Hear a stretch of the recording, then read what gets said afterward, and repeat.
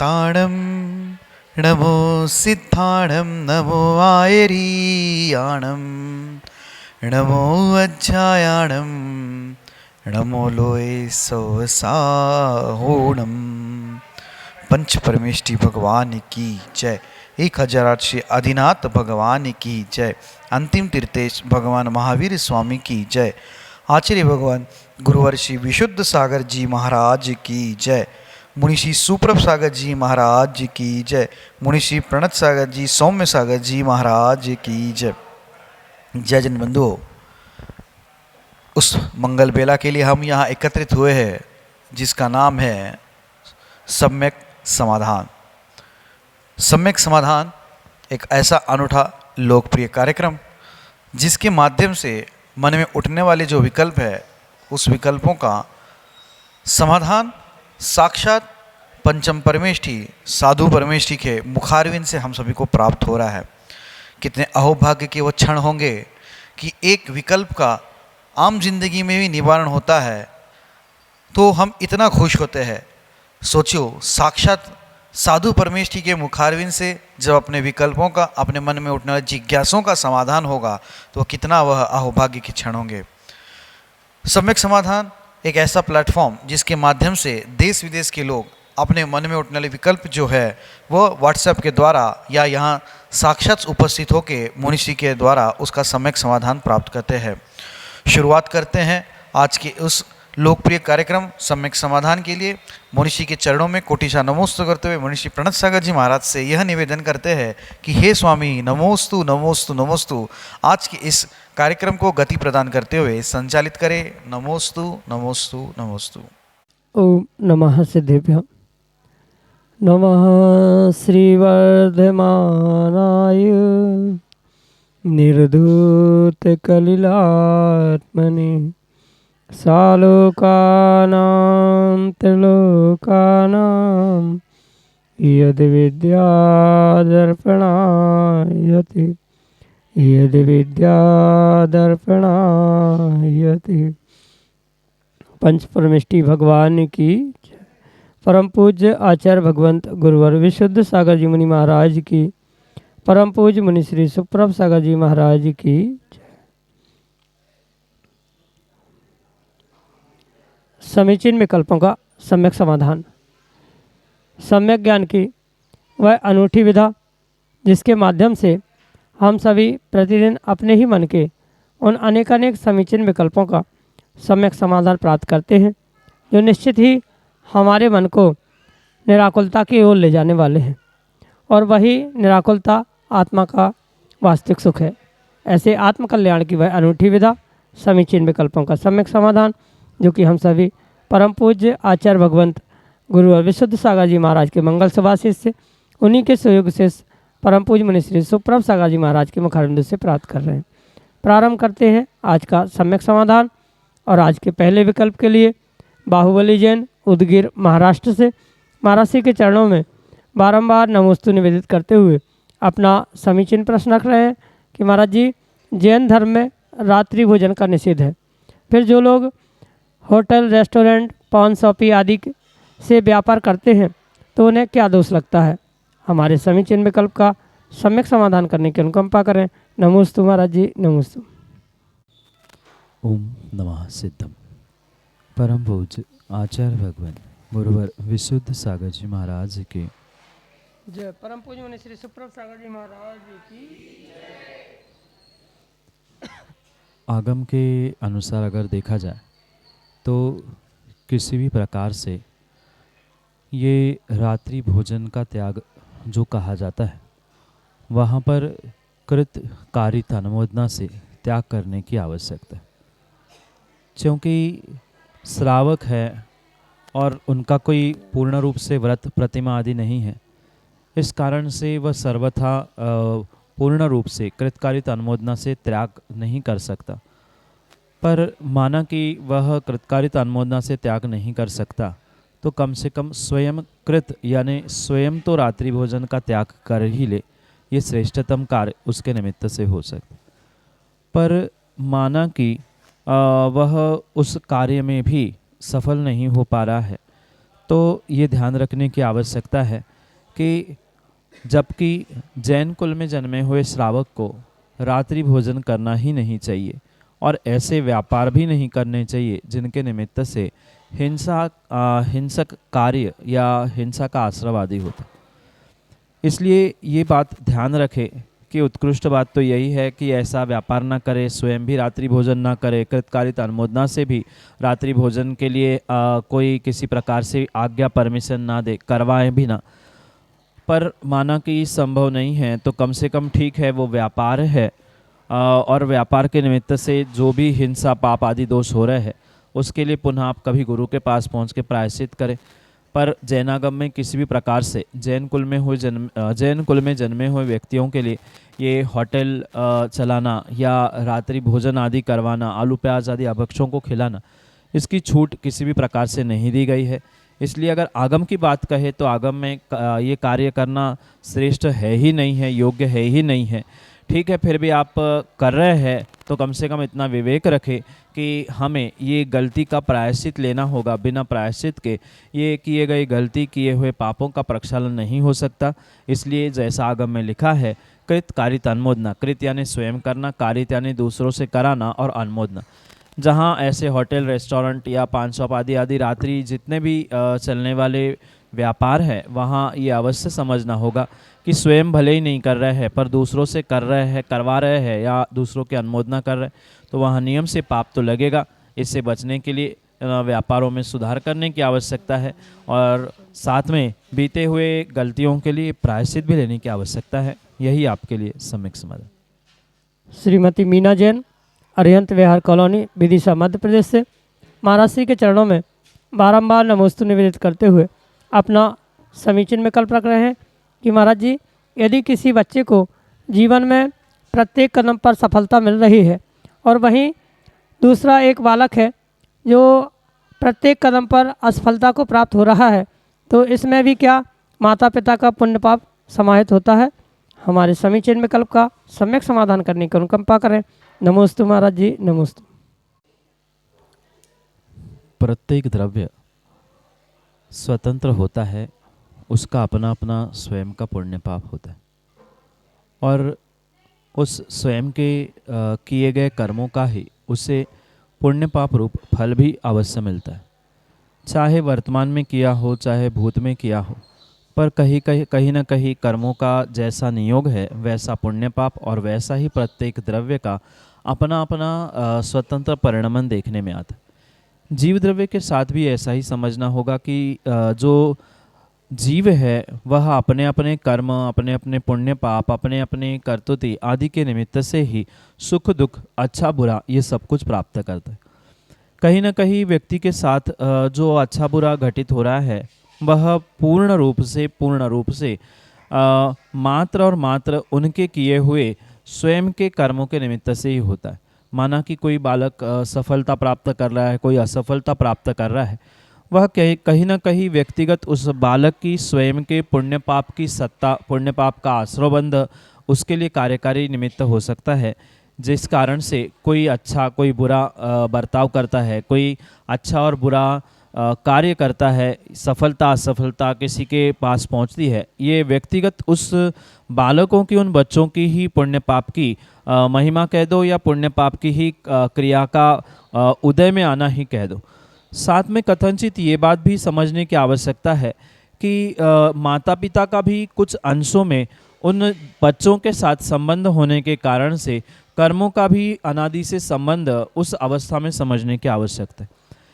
जैसे संयोग वर्तमान में बने हैं, चाहे माता पिता, संतान, बेटी, भाई आदि आदि रूप, ये कहीं ना कहीं पिछले कर्मों के निमित्त से ही बने हुए हैं और वह पिछले कर्मों का जैसा आश्रयबंध हुआ है उसी का ही ये वर्तमान में उदय के रूप में प्राप्त होने वाला परिवार आदि देखने में आता है।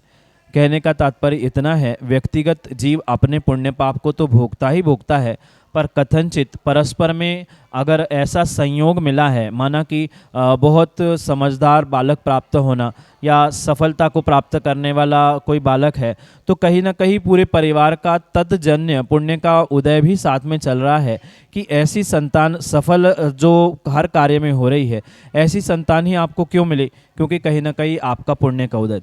माना कि किसी को बहुत पुरुषार्थ करने के बाद भी सफलता नहीं मिल रही है, व्यक्तिगत तो उसका पुण्य पाप है ही, पर साथ में कहीं ना कहीं जो वहाँ माता पिता का भी संयोग वहाँ हुआ है, मतलब परिवार में उन्होंने ही क्यों जन्म लिया, तो कहीं ना कहीं तदजन्य ऐसी संतान प्राप्त होना जो अच्छी है, सफल है, तो वो पुण्य का उदय है उन माता पिताओं का। और कोई बुरी संतान जो व्यसनों में उलझी हुई है या किसी अन्य प्रकार से जो ये संतान असफल हो रही है बहुत सारे कार्यों में, ऐसी संतान प्राप्त हुई है, मतलब कहीं ना कहीं उनके पाप का भी उदय है। इसलिए कथनचित उन दोनों का भी पुण्य पाप का वहाँ पर उदय भी समझना, माता पिता का भी और बच्चों का भी, तभी ऐसे संयोग मिले हैं।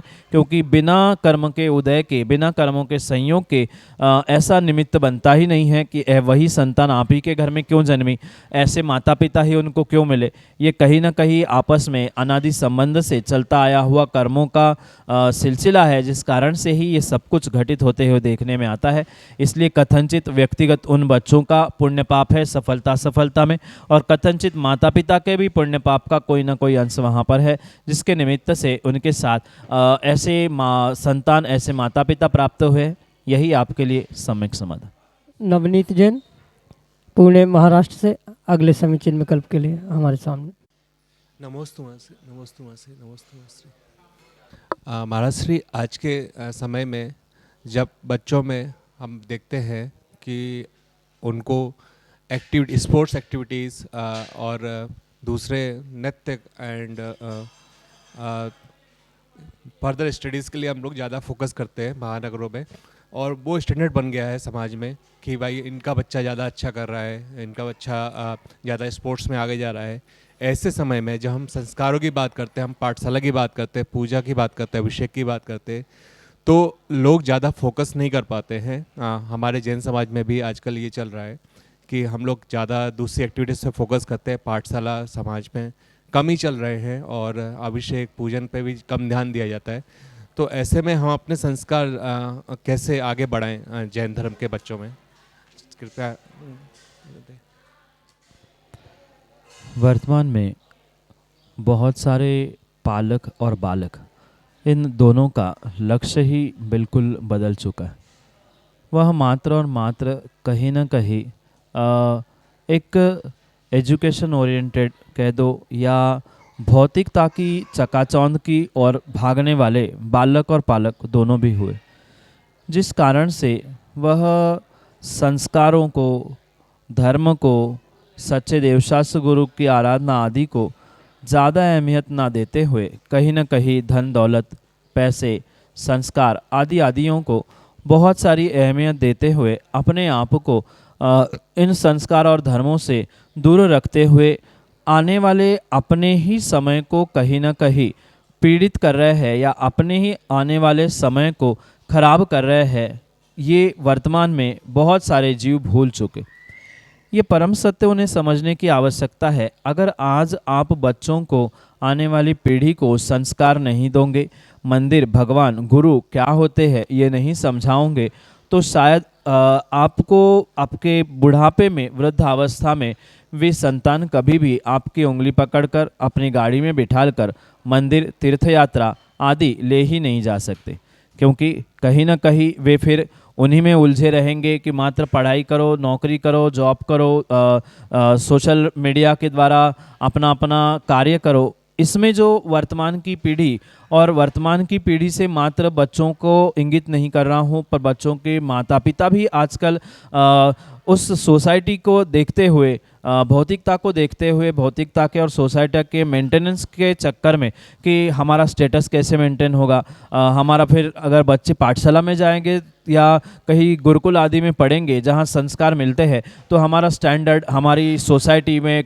क्या नाम होगा, क्या काम होगा, ऐसा बहुत सारा विकल्प लोगों को आ रहा है, पर ये बात उन्हें शायद आज नहीं समझ में आएगी। जब उनका बुढ़ापा उनके सामने आएगा और फिर जब वे संतान संस्कारों के अभाव के कारण, पाठशाला में नहीं जाने के कारण, सच्चे देवशास्त्र गुरु की बातों को ना मानने के कारण से कहीं ना कहीं जब उनको घर से निकाल के रख देंगे, कहीं वृद्धाश्रम में छोड़ देंगे, तब उन्हें समझ में आएगा कि हम पढ़ाई के चक्कर में कितनी सारी गलती कर चुके हैं। इसलिए आज वास्तव में ये बोध जीवों को होने की आवश्यकता है कि ये जो गलती आज उनकी हो रही है उसमें अवश्य सुधार करने की आवश्यकता है। हाँ, पढ़ाई भी ज़रूरी है, सोशल एक्टिविटीज़ भी ज़रूरी है, करिकुलर एक्टिविटीज़ भी स्कूल आदि में ज़रूरी है, पर उनके साथ साथ धर्म के संस्कारों को भी अहमियत देने की आवश्यकता है। जब तक धर्म के संस्कारों की अहमियत नहीं है तब तक किसी भी प्रकार से ये पढ़ाई कोई भी काम की नहीं है, क्योंकि वर्तमान की जो पढ़ाई है मात्र और मात्र दिखावे की चल रही है। पढ़ाई शिक्षा वही होती है जो सादगी सिखाती है, मात्र कषायों की गंदगी बढ़ाने वाली किसी प्रकार से ये पढ़ाई या लौकिक शिक्षा हो ही नहीं सकती। वास्तव में लौकिक शिक्षा तो वही होती है जो मात्र करियर नहीं बनाए, क्योंकि आज की पढ़ाई मात्र करियर ओरिएंटेड हुआ है कि हमें इतना करियर कराना है, इतना पढ़ाना है, इतनी नौकरी हो जाएगी, इतना कमाएंगे, हमारा घर परिवार चल जाए। तो वास्तव में जो शिक्षा और जो ज्ञान होता है मात्र करियर को देने वाला नहीं होना चाहिए। अपनी सोच का, अपने कहीं ना कहीं पाप का भी बैरियर मिटाने वाला होना चाहिए, तो ही वह वास्तव में शिक्षा और ज्ञान हुआ करता है। ऐसी शिक्षा को आने वाली पीढ़ी को देने की आवश्यकता है, पर उसके लिए पहले माता पिता को संस्कारित होने की आवश्यकता है। माता पिताओं को ही कहीं ना कहीं धर्म के प्रति रुझान बढ़ाने की आवश्यकता है, क्योंकि माता पिता कितने ही बच्चों से कह दे कि संस्कारित हो जाओ, पाठशाला में जाओ, मंदिर में जाओ, पर स्वयं माँ बाप ही नहीं जा पा रहे हैं, तो बच्चों को किस मुँह पे संस्कारित किया जा सकता है, किस मुँह से कहा जा सकता है। इसलिए माता पिता के साथ बच्चों को भी संस्कारित करने की आवश्यकता है। आज युवा पीढ़ी की, यानी जो युवा पीढ़ी वर्तमान में माँ बाप हो चुके हैं, ऐसी युवा पीढ़ियों के लिए भी कहीं ना कहीं पाठशाला, कहीं ना कहीं स्वाध्याय केंद्र, जो जहाँ वो स्वयं संस्कारित हो और फिर बच्चों को संस्कारित करे, ऐसी महानगरों में व्यवस्था बनाने की आवश्यकता है। यही आपके लिए सम्यक समाधान। निर्मल कुमार जैन, विदिशा मध्य प्रदेश से, अगले समीचीन विकल्प के लिए। देवादिदेव शीतलनाथ भगवान की जय। वर्तमान शासन आदि महावीर भगवान की जय। परम पूज्य मुनिवर आचार्य भगवान विश्व सागर महाराज की जय। परम पूज्य मुनिवर सुप्रभ सागर महाराज की जय। मुनि संघ की जय। भगवान श्रावक की क्रियाओं में सप्त स्थान पर एक स्थान पर मौन का जो प्रावधान है, उसमें देव पूजा पर भी मौन कहा है कि देव पूजा मौन रह करके करना चाहिए, ऐसा उल्लेख आता है। लेकिन जब हम पूजा करते हैं तो भाव विवल होकर के स्वयं मुख से आवाज़ निकलने लगती है, गायन वादन आदि का मन होता है।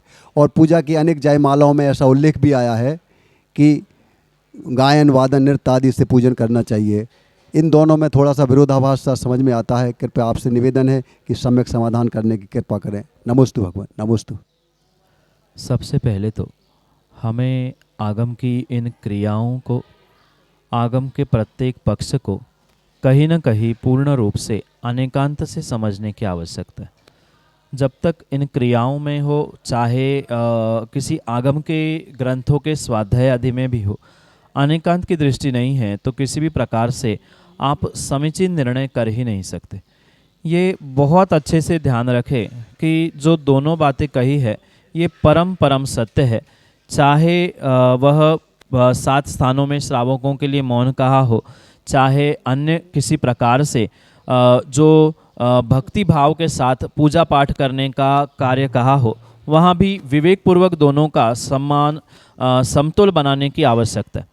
जैसे जब ये कहा जाता है कि 7 स्थानों में मतलब पूजा करते समय मौन रहना है, तो वहाँ मौन से अभिप्राय भगवान से मौन नहीं है, गुरु से मौन नहीं है, अपितु परस्पर में एक दूसरे से बात करने के लिए मौन है। जब पूजा की जाती है तब वास्तव में हर्षोल्लास के साथ, भक्ति के साथ, जैसे पूजाओं के जयमालाओं में या कई स्थानों पे आपने पढ़ा होगा, बिल्कुल वैसे ही गदगद भावों के साथ ही ज़ोर ज़ोर से जितनी भक्ति भाव से हम कर सकते हैं उतने भक्ति भाव से करना चाहिए। पर मौन का जो उल्लेख आया है वो भी सत्य है, पर मौन भगवान की पूजा करने में, मतलब भगवान की पूजा पढ़ने में नहीं है, अपितु परस्पर में जो एक दूसरे श्रावक है, क्योंकि कभी कभार चढ़ाते चढ़ाते नया कोई आ गया, बगल में आके वो द्रव्य धुल रहा है, वो थाली लगा रहा है, आपने बीच में ही बात कर ली, क्यों बहुत दिनों बाद आए, बहुत दिन से दिख नहीं रहे थे, कहीं बाहर गए थे।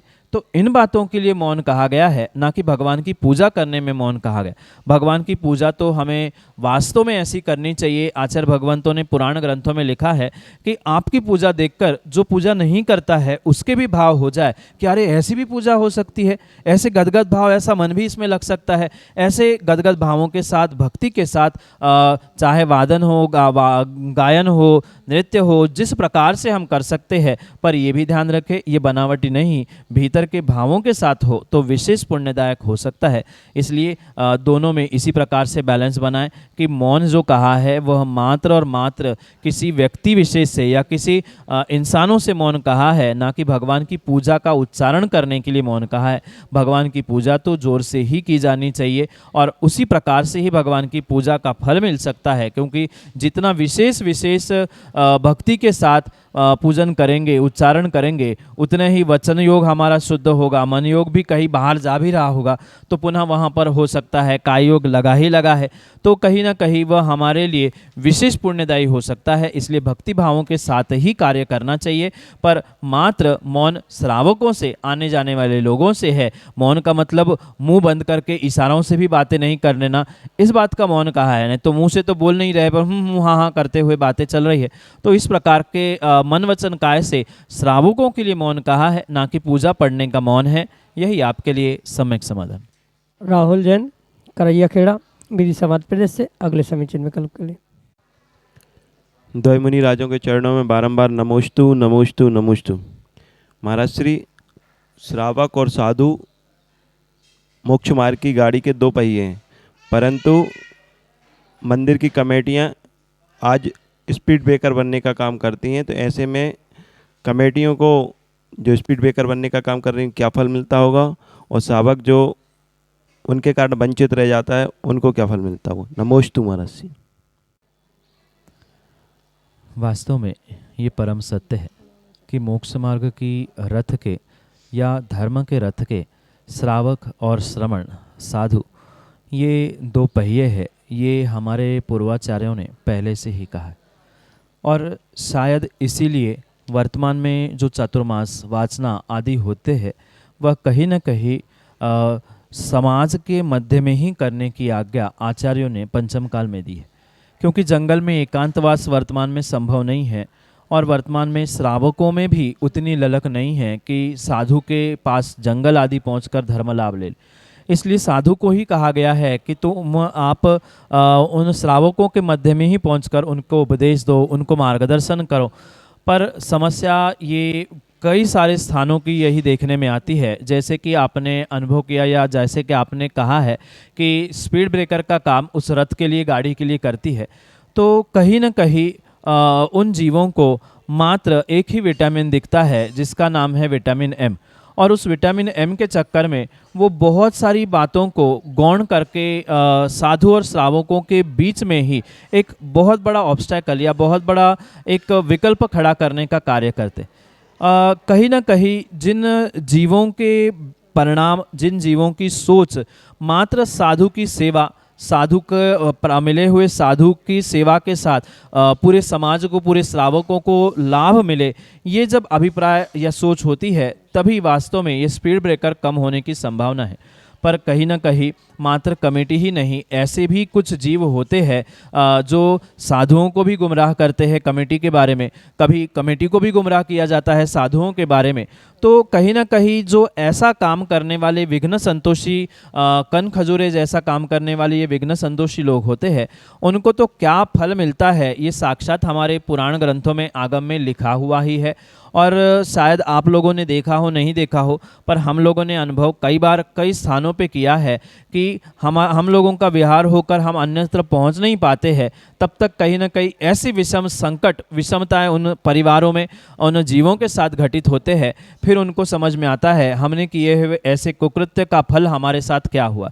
माना कि कुछ जीवों के साथ पिछले पुण्य कर्म के उदय के साथ ऐसा कुछ घटित नहीं भी होता है, पर यह भी पक्का है कि आने वाले समय में नियम से जो अच्छे कार्यों में, धर्म कार्यों में विघ्न करता है, उनके लिए नियम से वैसे अंतराय कर्म का आश्रय तो होता ही होता है। ये साक्षात तीर्थंकर आदिनाथ भगवान के काल से ही आपने शायद समझा होगा। जब इतने महान जो बनने वाले इस युग के प्रथम तीर्थंकर थे, पर कुछ कारणों से जो एक किसी व्यक्ति के मतलब मनुष्यों के राग के चक्कर में जो तिर्यंचों से कथनचित द्वेष कर बैठे, उन पे जो उन्होंने मुसिका लगाने का या ऐसा व्याख्यान कथन प्राप्त होता है, उसके निमित्त से शायद उनको वह अंतराय का बंध भी हुआ था। इतना ही नहीं, कई सारे ऐसे दृष्टांत हैं, घटनाएं हैं जिनके निमित्त से जो विघ्न डाला जाता है भगवान के दर्शन में, साधुओं के दर्शन में, वह कहीं न कहीं नियम से उनके लिए वह तिर्यंच गति, नरक गति, इतना ही नहीं, इससे भी ऐसी कुछ स्थान कहे गए हैं जिनका शब्दों के द्वारा व्याख्यान करना उचित नहीं हो सकता। ऐसे स्थानों को वे अवश्य ही प्राप्त करते हैं जो ऐसे विघ्न संतोषी जीवों की बातों में आते हैं, या विटामिन एम के चक्कर में, धन के चक्कर में मुनि की जगह वे उनको मुनीम बनाकर बहुत सारे घंटों घंटों बिठाल कर बोल पैसे इकट्ठा कर लेना। क्योंकि आज मुनियों की कीमत भी कई सारे स्थानों पर ऐसी ही की गई है, जो करोड़ों कमा के दे जाता है वह श्रेष्ठ मुनि कहलाता है, और जिसने कुछ कमाया नहीं है वह मुनि ही नहीं है, क्योंकि मुनि की जगह उन्होंने मुनीम मान के रखा है। मुनीम के काम मुनियों से करवाना ये बिल्कुल भी उचित कार्य नहीं है। इसलिए ये जीवों को समझने की आवश्यकता है। पर समस्या ये है कि इनके चक्कर में जिन श्रावकों को लाभ लेना है, वह इन श्रावकों को इन लाभ से वंचित रहना पड़ता है। इसलिए मेरा तो सीधा सा यही कहना है कि आप कमेटी के या किसी ऐसे व्यक्ति विशेषों के बातों में ना आते, आप स्वयं साधु गुरु के पास पहुँचे, क्योंकि साधु इतने सरल, इतने सहज हुआ करते हैं कि आप अपनी बातों को सीधे जाकर उनसे कह दोगे तो वह आपके लिए बहुत सारा धर्म लाभ प्राप्त करने के लिए निमित्त बन सकते हैं। ज़रूरी नहीं है कि मात्र कमेटी, मंचमाला, माइक या आदि आदि के द्वारा ही आपको बहुत कुछ प्राप्त हो। अगर व्यक्तिगत रूप से आप साधु से जुड़े हैं तो आपको उनसे व्यक्तिगत रूप से बहुत कुछ लाभ प्राप्त हो सकता है, पर उतना समर्पण भी आज के सभी समाज में भी होना चाहिए। कहीं ना कहीं जो अन्य भी लेकर जो गुटबाजी भी चलती है, तो उन पंथवादों को लेकर, संतवादों को लेकर या अन्य भी किसी कारणों से, तो बहुत सारी समस्या ये भी है कि इसके कारण से भी चाहे कमेटी हो, चाहे लोग हो, चाहे समाज हो, इनमें भी कहीं ना कहीं टकराव दिखने में आता है। इन बातों से बचने के लिए हमें तो मात्र नमो लोहे सवसाहणों को ही जानते हुए श्रद्धा रखने की आवश्यकता है। आप अवश्य ही लाभान्वित हो सकते हैं। यही आपके लिए सम्यक समाधान। जय जन बंधु, हम सभी लाभ ले रहे थे लोकप्रिय कार्यक्रम सम्यक समाधान का। प्रतिदिन यह कार्यक्रम 5:13 पे यूट्यूब चैनल सुप्रभ उवाच के माध्यम से प्रसारित होता है।